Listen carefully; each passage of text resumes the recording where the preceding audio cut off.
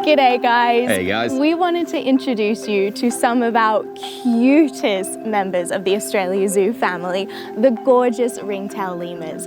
Now we are currently on Bindi's Island. It feels weird me saying Bindi's Island. My family named it after me because of all of our Jungle Girl filming, which was a lot of fun many years ago. Dad wanted to plan this spectacular island in the middle of Australia Zoo so people could come and experience lemurs like you do in Madagascar, watching them free roam. They get to enjoy spectacular grounds, lush trees, amazing spots to climb all over, and our guests to Australia Zoo get to experience these little guys in such a unique way. They have all the personality in the world. They're so much fun to be around. We feel very lucky that all of our guests get to experience the lemurs and learn more about them because they are having a really, really hard time in the wild. My dad actually got to experience lemurs in the wild of Madagascar. Check out the footage, it is amazing.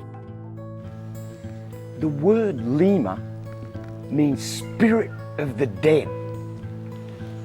And it's because during the night, the nocturnal species growl and call. Their vocalizations sound pretty eerie.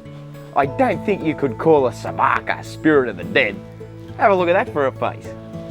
Now what's really interesting is they also have that beautiful ringtail that almost looks like a pipe cleaner. Hi. Hey buddy.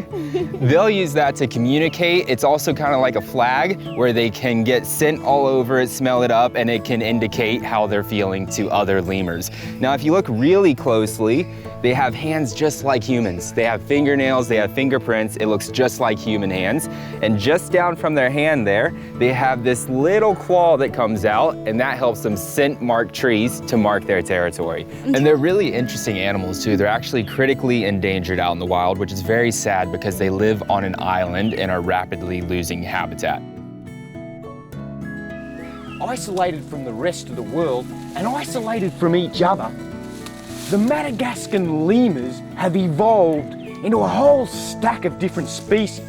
If you can imagine, thousands of years ago, there used to be over 40 different species. And then around about 2,000 years ago, humans came here and they hunted them, they destroyed the land, and they pushed a lot of them to extinction.